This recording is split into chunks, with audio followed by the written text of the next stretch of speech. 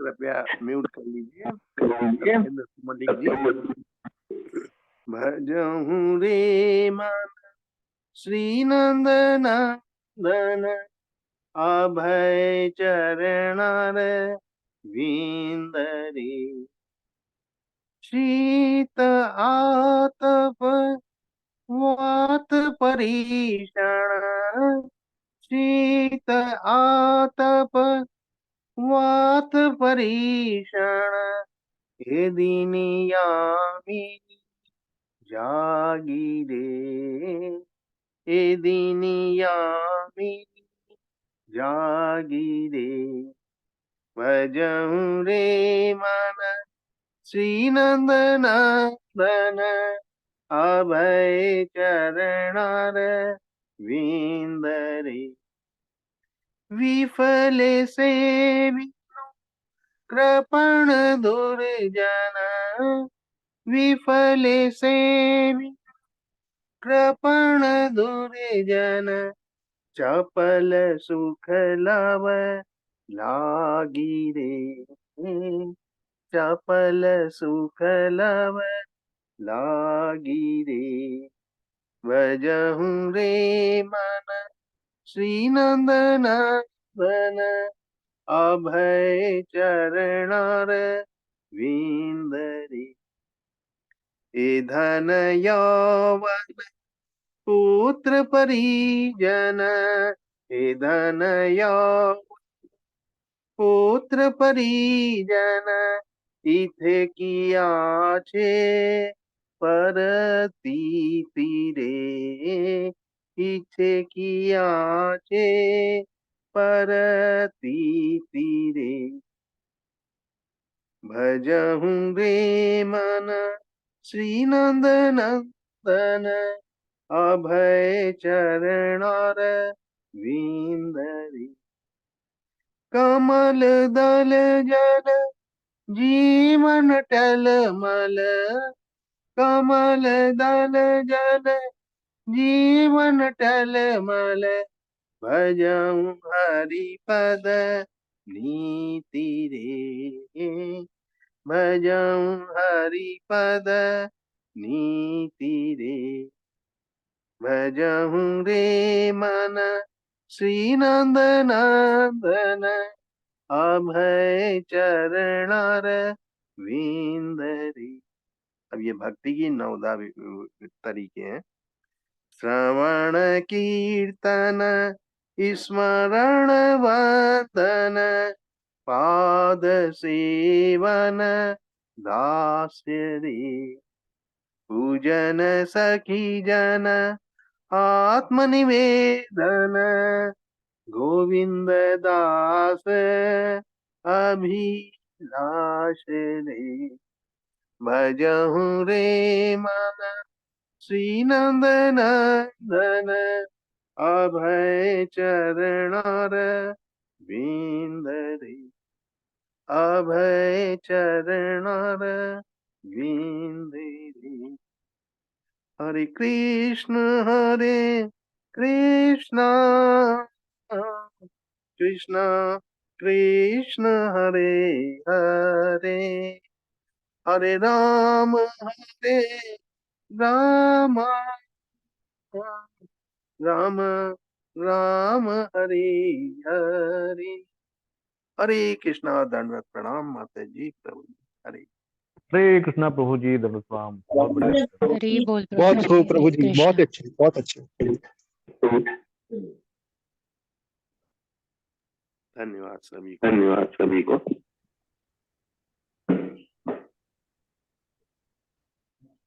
हरे कृष्णा सभी को, दंडवत प्रणाम। हरे कृष्णा माता जी, हरे कृष्णा। हरे कृष्णा हरे माता कृष्णा। प्रणाम। हरे हरे कृष्णा दंडवत प्रणाम माता जी। हरे कृष्णा। हरे कृष्णा दंडवत प्रणाम सभी को। हरे कृष्णा। तो मंगलाचरण कर लेती हूँ। ओम नमो भगवते वासुदेवाय ओम नमो भगवते वासुदेवाय ओम नमो भगवते वासुदेवाय ओम अज्ञानतिमिरान्धस्य ज्ञानाञ्जनशलाकया चक्षुरुन्मीलितं येन तस्मै श्रीगुरवे नमः। श्रीचैतन्यमनोभीष्टं स्थापितं येन भूतले स्वयं रूपः कदा मह्यं ददाति स्वपदान्तिकम्। वन्देऽहं श्रीगुरोः श्रीयुतपदकमलं श्रीगुरून् वैष्णवांश्च श्रीरूपं साग्रजातं सहगण रघुनाथान्वितं तं सजीवम् साद्वैतं सावधूतं परिजनसहितं कृष्णचैतन्यदेवं श्रीराधाकृष्णपादान् सहगण ललिता श्रीविशाखान्वितांश्च हे कृष्ण करुणा सिन्धो दीनबन्धो जगत्पते गोपेश गोपिका कान्त राधाकान्त नमोऽस्तुते। तप्त काञ्चन गौराङ्गी राधे वृन्दावनेश्वरी वृषभानुसुते देवी प्रणमामि हरिप्रिये। वाञ्छकल्पतरुभ्यश्च कृपा सिन्धुभ्य एव च पतितानां पावनेभ्यो वैष्णवेभ्यो नमो नमः। नमः ॐ विष्णुपादाय कृष्णपृष्ठाय भूतले श्रीमते भक्तिवेदान्त स्वामिन् इति नामिने। नमस्ते सरस्वते देवे गौरवाणी प्रचारिणे निर्विशेषशून्यवादी पाश्चात्यदेशतारिणे। जय श्री कृष्ण चैतन्य प्रभु नित्यानंद श्री अद्वैत गदाधर श्रीवासादि गौर भक्त वृंद। हरे कृष्ण कृष्ण कृष्ण हरे हरे हरे राम राम राम हरे हरे। हरे कृष्ण कृष्ण कृष्ण हरे हरे हरे राम राम राम हरे हरे। हरे कृष्ण कृष्ण कृष्ण हरे हरे हरे राम राम राम हरे हरे। हरे कृष्णा, सभी को दंडवत प्रणाम। हरे कृष्णा माता जी। हरे कृष्णा माता जी। कृष्णा माता जी, हरे कृष्णा। चैप्टर कौन सा कृष्णा। चल रहा है माता जी, प्लीज बता दीजिए। प्रभु जी 87 चैप्टर चल रहा है। ओके मूर्तिमान वेदों द्वारा स्तुति 87th। ओके। हरे कृष्णा माता जी। हरे कृष्णा। माता जी मैंने आपको होस्ट बना दिया, अब आपको होस्ट बना दीजिए। अच्छा जी माता जी। हरे कृष्ण। जी हरे कृष्णा, बन गए। धन्यवाद माता जी।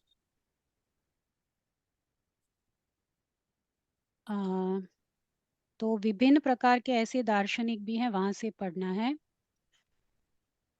सुधीर प्रभु जी आप पढ़ लीजिए। हरे कृष्णा। माता जी पहले किसी को दे दीजिए जिससे मैं ढूंढ लूंगा, क्योंकि बहुत बड़ा चैप्टर है ये, है ना। जी जी जी। हरे कृष्णा मानसी माता माता जी। जी। हरे कृष्णा। मैं पढ़ूं जी माता जी? जी मानसी माता जी माता आप जी पढ़ लीजिए। हरे मुझे कृष्णा। ढूंढना ही है, आप दे दीजिए माता जी को, ढूंढ लो। अच्छा मैं मीरा पढ़ माता लेता हूँ। जी आप पढ़ लीजिए। हरे कृष्णा। हरे कृष्णा माता जी। विभिन्न प्रकार के ऐसे दार्शनिक भी हैं जिन्होंने परम स्रोत को अपने मानसिक चिंतन के द्वारा समझने का प्रयास किया है। साधारणतः 6 प्रकार के दार्शनिक होते हैं। उन्हें षड दर्शन कहा जाता है। ये समस्त दार्शनिक निराकारवादी हैं तथा इन्हें मायावादी कहा जाता है। इनमें से प्रत्येक ने अपने मत की स्थापना करने का प्रयत्न किया है। यद्यपि कालांतर में उन्होंने समझौता कर लिया है तथा कहा है कि सभी मत एक ही लक्ष्य की ओर ले जाते हैं, अतएव प्रत्येक मत न्यायोचित है। किंतु मूर्तिमान वेदों की स्तुति के अनुसार उनमें से कोई भी मत न्यायोचित नहीं है, क्योंकि उनकी ज्ञान प्रक्रिया की रचना अस्थायी भौतिक जगत में हुई है। वे सभी वास्तविक विषय से चूक गए हैं। वास्तविक तथ्य यह है कि परम सत्य अथवा श्री भगवान को केवल भक्ति के द्वारा ही समझा जा सकता है। हरे कृष्णा माता। हरे कृष्णा माता जी। तो अब जो है आगे विभिन्न प्रकार के दार्शनिक बताए हैं श्रील प्रभुपाद ने। दार्शनिक मतलब फिलॉसॉफी, तो अलग अलग फिलॉसॉफीज के बारे में अभी श्रील प्रभुपाद जो है वो बताते हैं। तो हमें लेकिन इन फिलॉसॉफी में ज्यादा पढ़ना नहीं है क्योंकि फिर बहुत कंफ्यूजन हो जाएगा। तो भक्ति मेनली जो है वो हमें याद रखना है कि भक्ति क्या है, और भक्ति से ही जो है हम भगवान को प्राप्त कर सकते हैं, भगवत धाम को प्राप्त कर सकते हैं। तो यहाँ पे समस्त दार्शनिक निराकारवादी हैं तथा इन्हें मायावादी कहा जाता है। तो षड दर्शन मतलब 6 प्रकार के दार्शनिक होते हैं, ये बोल रहे हैं श्रील प्रभुपाद। तो 6 प्रकार के अलग-अलग दार्शनिक यानी फिलॉसफी जो है वो हम आगे जानेंगे। तो इनमें से प्रत्येक ने अपने मत की स्थापना करने का प्रयत्न किया, लेकिन यद्यपि कालांतर में उन्होंने समझौता कर लिया है तथा कहा है कि सभी मत एक ही लक्ष्य की ओर ले जाते हैं, अतएव प्रत्येक मत न्यायोचित है। तो 6 प्रकार के दार्शनिक आएंगे और फिर सभी ने जो है वो समझौता करके ये निष्कर्ष निकाला कि सभी मत का जो है वो एक ही लक्ष्य है और वो है भगवान को प्राप्त करना।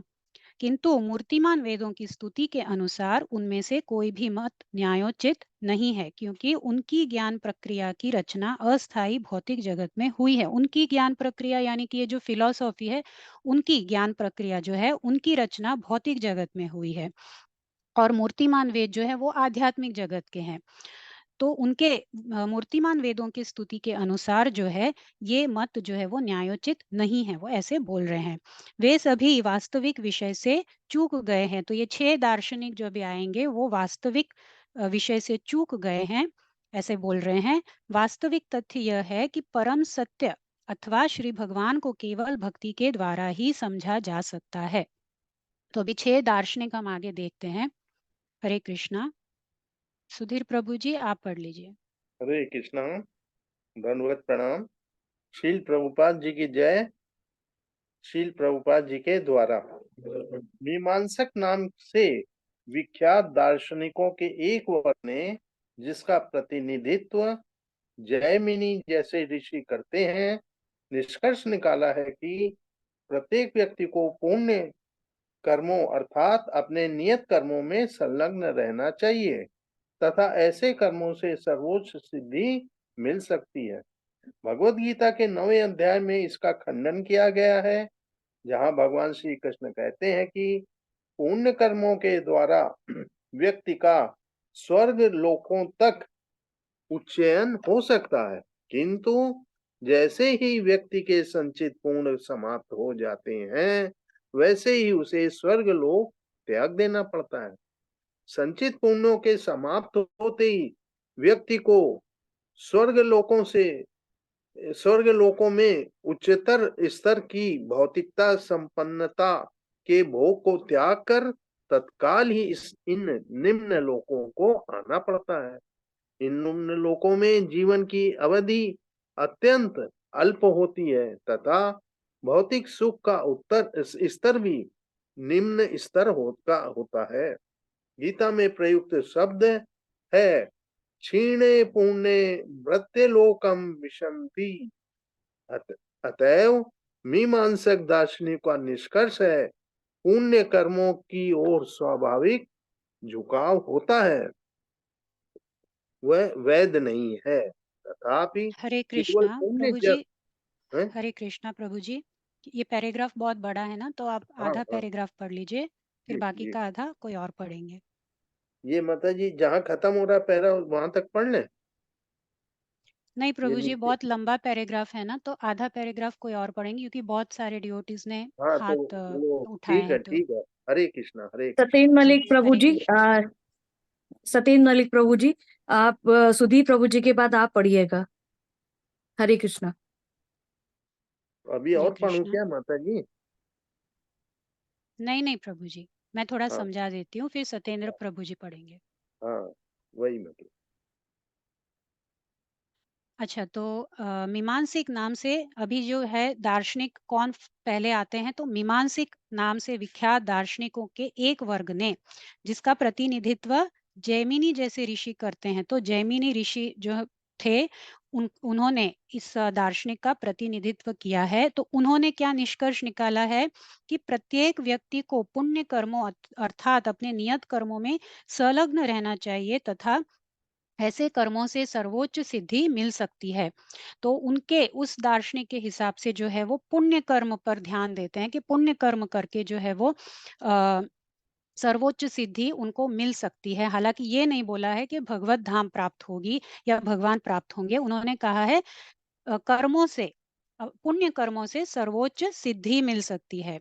तो अब भगवत गीता पे आते हैं। तो भगवत गीता के 9वें अध्याय में इसका खंडन किया गया है, जहां भगवान श्री कृष्ण कहते हैं कि पुण्य कर्मों के द्वारा व्यक्ति का स्वर्ग लोकों तक उन्नयन हो सकता है, किंतु जैसे ही व्यक्ति के संचित पुण्य समाप्त हो जाते हैं वैसे ही उसे स्वर्ग लोक त्याग देना पड़ता है। तो ये हमने भगवत गीता में देखा है कि पुण्य कर्म हमें ज्यादा से ज्यादा स्वर्ग लोक तक ले जाएंगे, जो कि भौतिक जगत का ही एक लोक है।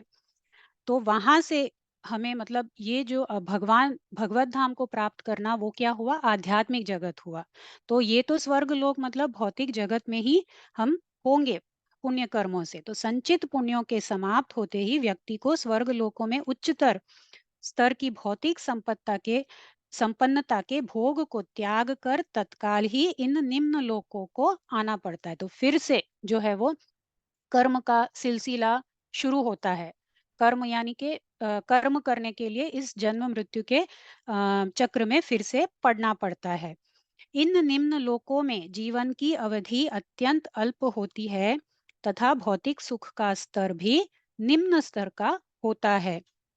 गीता में प्रयुक्त शब्द हैं क्षिणे पुण्य मर्त्यलोकम विशंति। अतएव मीमांसक दार्शनिकों का यह निष्कर्ष जो कि पुण्य कर्मों की ओर स्वाभाविक झुकाव होता है, ऐसा जो उनका निष्कर्ष है मीमांसिक दार्शनिकों की, तो वो जो है वो वैध नहीं है, मतलब प्रूवेबल नहीं है या सही नहीं है। हरे कृष्णा। यहाँ से सत्येंद्र मलिक प्रभु जी, आप पढ़िए। हरे कृष्णा माता जी, हरे कृष्णा प्रभु जी। तथापि श्री प्रपाद जी की जय, श्री प्रपाद जी द्वारा।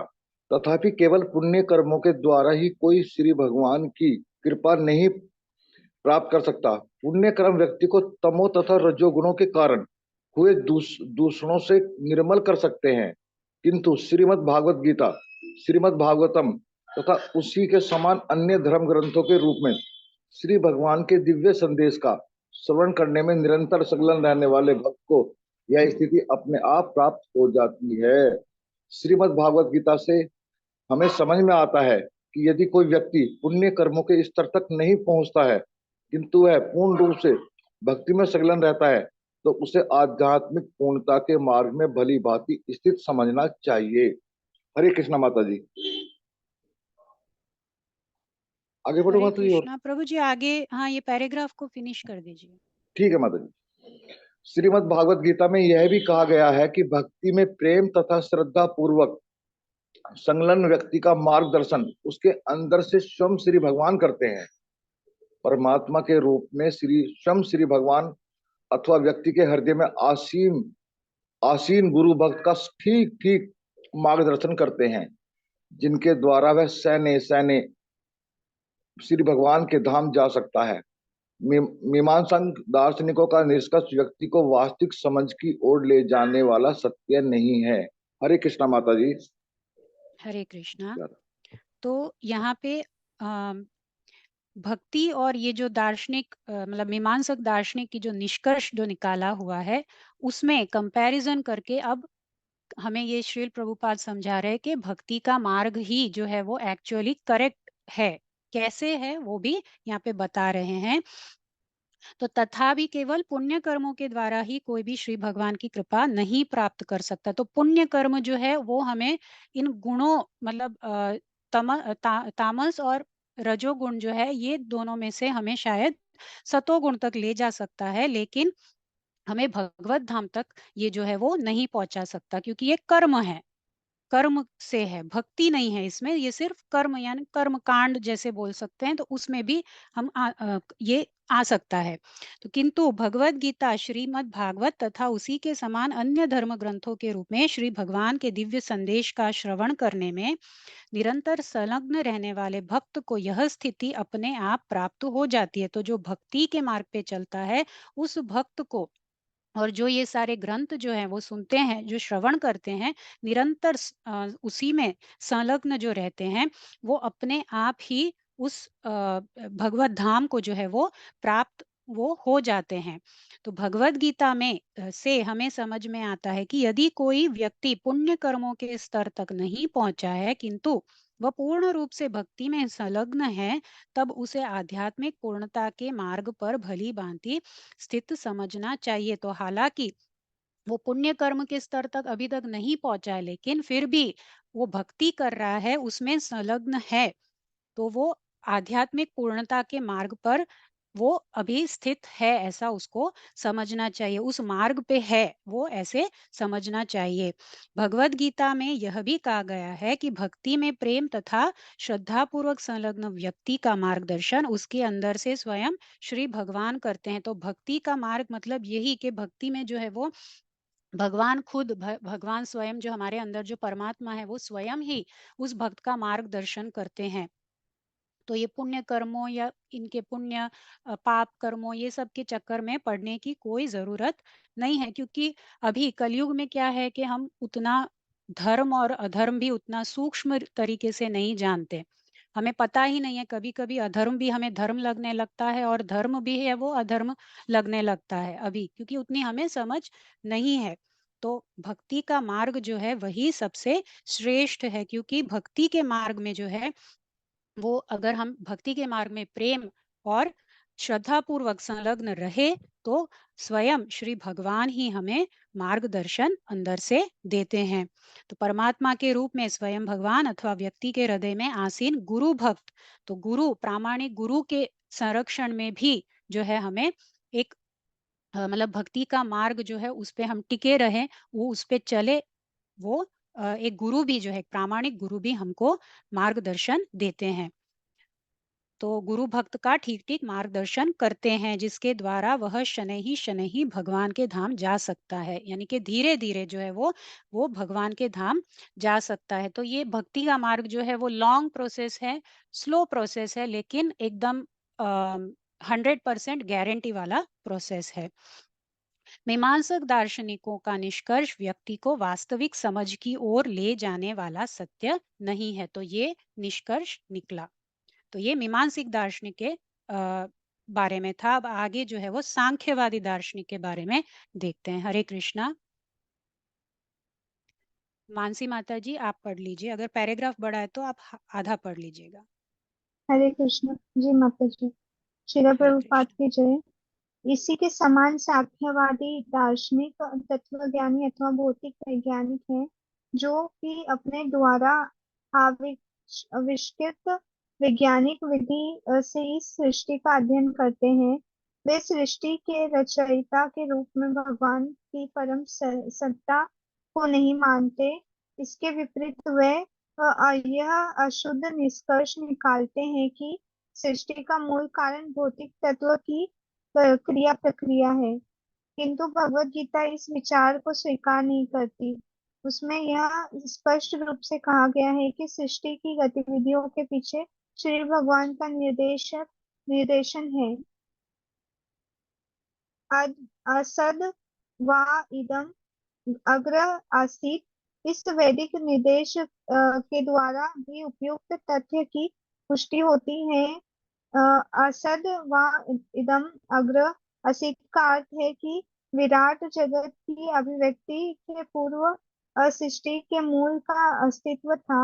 यद्यपि भौतिक तत्वों को भौतिक कारणों के रूप में स्वीकार किया जाता है, तथापि परम कारण स्वयं श्री भगवान है। अतएव भगवत गीता का कथन है कि भौतिक प्रकृति श्री कृष्ण के निर्देशन में कार्य करती है। हरे कृष्ण। हरे कृष्णा।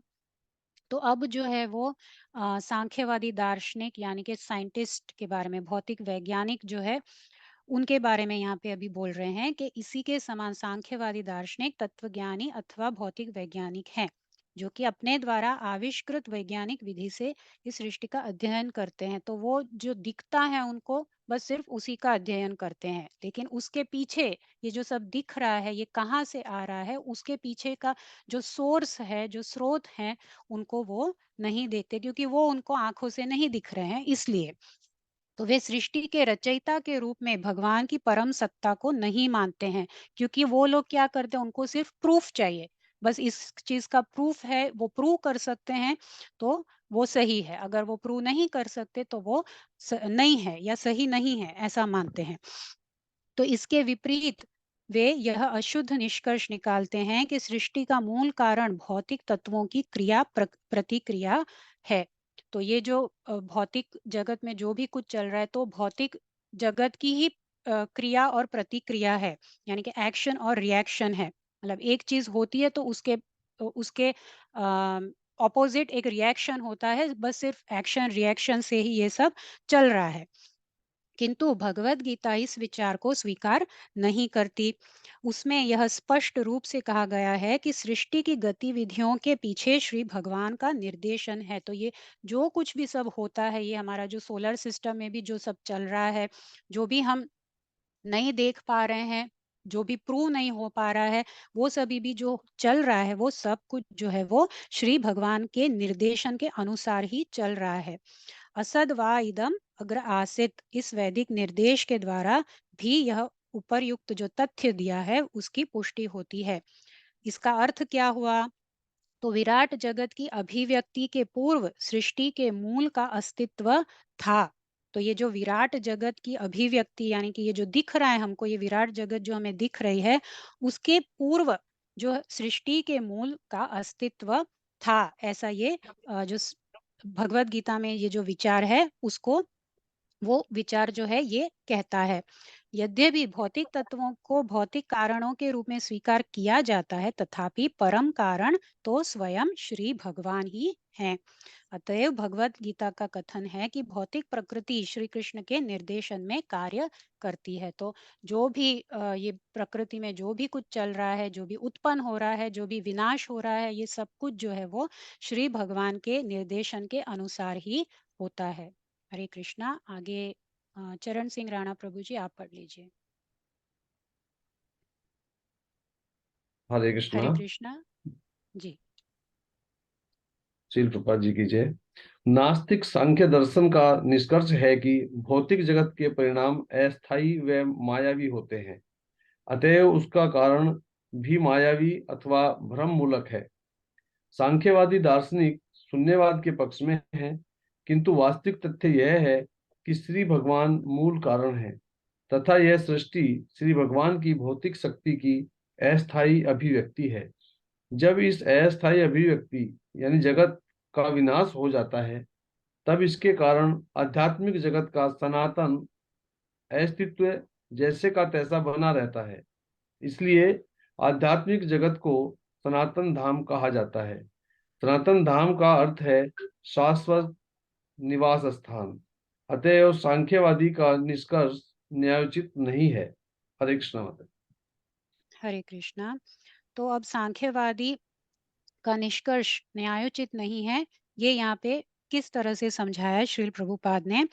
तो नास्तिक सांख्य दर्शन का निष्कर्ष क्या है कि भौतिक जगत के परिणाम अस्थायी व मायावी होते हैं, अतः उसका कारण भी मायावी अथवा भ्रम मूलक है। ये वो उनका निष्कर्ष है। सांख्यवादी दार्शनिक शून्यवादी के पक्ष में है, किंतु वास्तविक तथ्य यह है कि श्री भगवान मूल कारण है तथा यह सृष्टि भगवान की भौतिक शक्ति की अस्थायी अभिव्यक्ति है। तो शून्यवादी के पक्ष में है, मतलब शून्यवादी जो है वो, ये उनका फिलोसॉफी क्या है कि ये सब जो है वो शून्य से आया है और शून्य में ही चला जाएगा। तो ये सांख्यवादी जो है, यानी कि जो वैज्ञानिक और ये सब जो है वो सांख्यवादी में आते हैं। तो वो उनका भी है ना बिग बैंग थियरी, जो उन्होंने वो बोलते हैं, जो हम साइंस में पढ़ते हैं, ये बिग बैंग थियरी है। मतलब उनको बस कहीं से जैसे शुरू हो गया है और अपने आप सब हो रहा है, वो उनके विचार से ऐसा है। तो एक शून्य में से आया और शून्य में ही वो चला जाएगा, ऐसा वो सोचते हैं। लेकिन हालांकि क्या है तथ्य, क्या है वास्तविक तथ्य, यह है कि श्री भगवान मूल कारण है तथा यह सृष्टि भगवान की भौतिक शक्ति की अस्थायी अभिव्यक्ति है। तो भगवान की भौतिक शक्ति पराशक्ति जो है, उसका अभिव्यक्ति है ये पूरा जगत। जब इस अस्थायी अभिव्यक्ति यानी जगत का विनाश हो जाता है, तब इसके कारण आध्यात्मिक जगत का सनातन अस्तित्व जैसे का तैसा बना रहता है। तो आध्यात्मिक जगत जो है उसको उसका अस्तित्व वैसा का वैसा होता है, उसको कुछ नहीं होता, वो सनातन है और सनातन धाम उसको इसीलिए कहा जाता है आध्यात्मिक जगत को।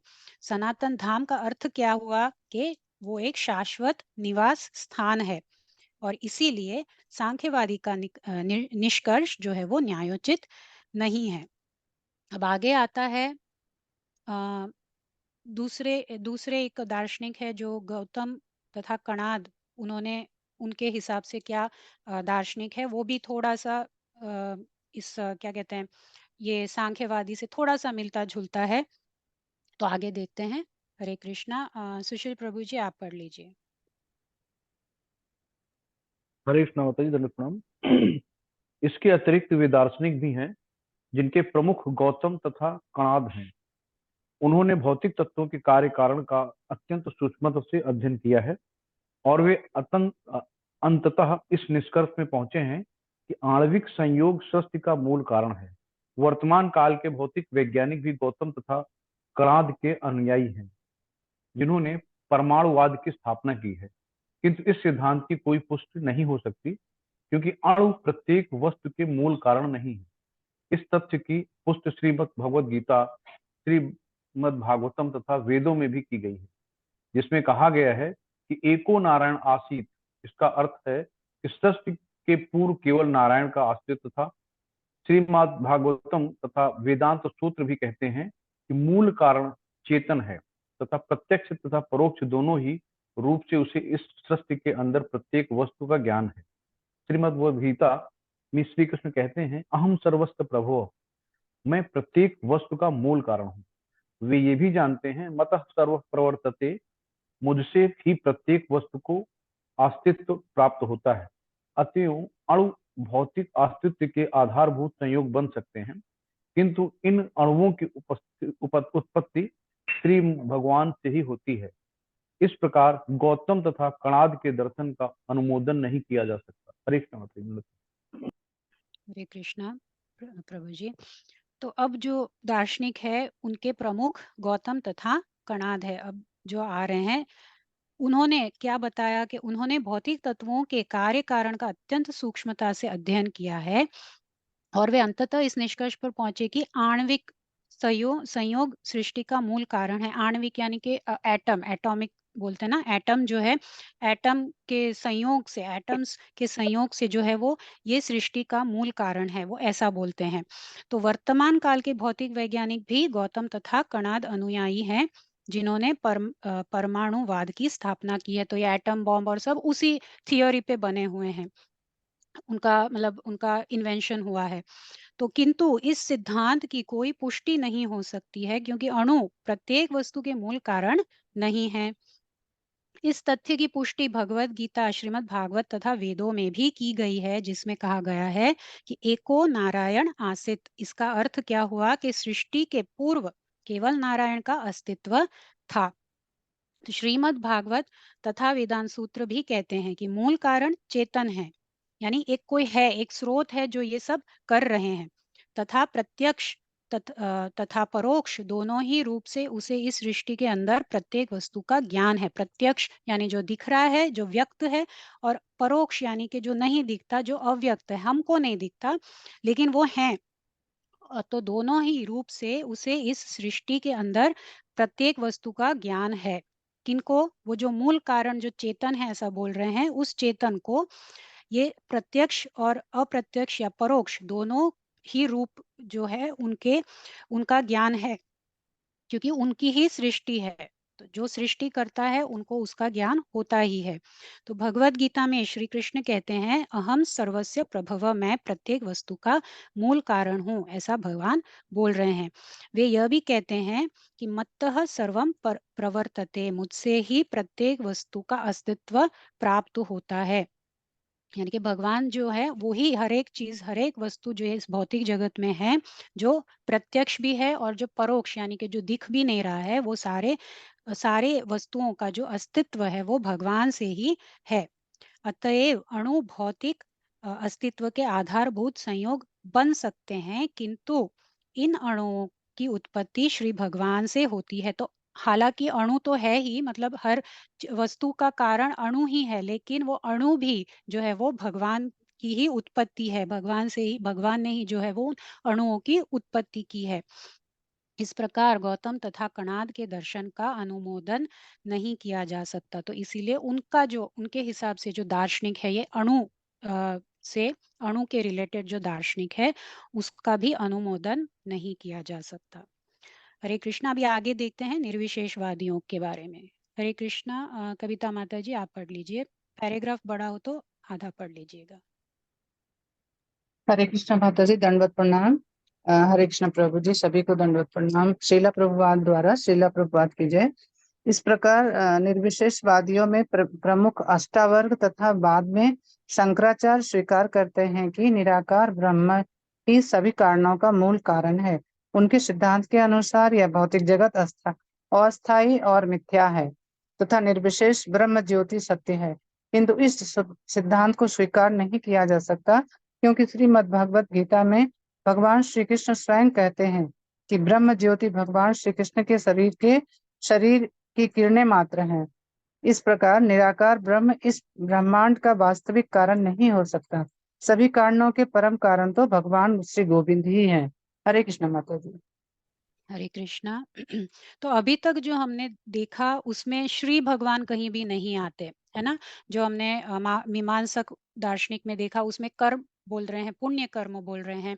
फिर उसके बाद जो वैज्ञानिक है उनको ये जो दिख रहा है, जो भी दिखता है बस सिर्फ वही उनको सत्य वो बोलते हैं, या शून्यवादी से रिलेटेड है कि वो शून्य से आया और शून्य में ही फिर चला जाएगा। तो इसके पीछे मतलब कोई है नहीं, वो ऐसा बोलते हैं। फिर उसके बाद जो है वो गौतम तथा कणाद की दार्शनिक जो की है कि वो अणु में से ये सारा जो भौतिक जगत हुआ है, उसका निर्माण जो है वो अणु में से हुआ है। अब धीरे से एक स्टेप आगे जो निर्विशेषवादी बोल रहे हैं ब्रह्म ज्योति के बारे में। तो निर्विशेषवादियों में प्रमुख अष्टावक्र तथा बाद में शंकराचार्य जो हैं वो भी स्वीकार करते हैं कि निराकार ब्रह्म ही सभी कारणों का मूल कारण है। तो उन्होंने थोड़ा सा वो आगे गए और उनको दिखा के निराकार ब्रह्म जो है वो सभी कारणों का मूल कारण है। उनके सिद्धांत के अनुसार यह भौतिक जगत अस्थायी और मिथ्या है तथा निर्विशेष ब्रह्म ज्योति सत्य है। तो वो इस भौतिक जगत को अस्थायी और मिथ्या बोलते हैं। हालांकि अस्थायी तो है, लेकिन ये जगत जो है वो मिथ्या नहीं है, लेकिन वो ऐसे बोल रहे हैं। और निर्विशेष ब्रह्म ज्योति जो है वही सत्य है, वो ऐसा बोलते हैं। किंतु इस सिद्धांत को स्वीकार नहीं किया जा सकता, क्योंकि भगवत गीता में भगवान श्री कृष्ण स्वयं कहते हैं कि ब्रह्म ज्योति है वो क्या है, भगवान श्री कृष्ण के शरीर की किरण मात्र है। तो ब्रह्म ज्योति तो है जो भगवान में से विकीर्ण हो रही हैं, उसी को ब्रह्म ज्योति बोलते हैं। और वो तो सिर्फ मतलब भगवान के शरीर से जो आया हुआ जो विकीर्ण होता हुआ किरण है उसको ब्रह्म ज्योति बोलते हैं। और इस प्रकार जो है निराकार ब्रह्म इस ब्रह्मांड का वास्तविक कारण नहीं हो सकता।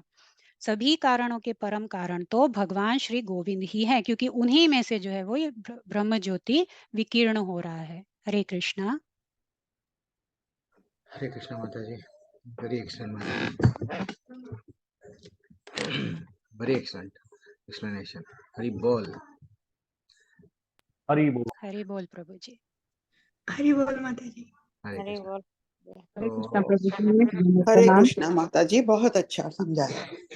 तो हम लोग जनरली इस्कॉन में जुड़ गए हैं, हम लोग प्रचारक बन रहे हैं। कई लोग प्रचार में इंटरेस्टेड है, कई लोगों को हम लोग चांस देते हैं कि आइए आप प्रचार करिए। तो इस्कॉन में हमारे को इस्कॉन में हमको लेक्चर क्या सुनने को मिलता है, क्या हमारे आचार्य देव बोलते हैं, किस बारे में हमको भी ध्यान देना चाहिए प्रचार के समय। अच्छा रिकॉर्डिंग चल रही है, सॉरी।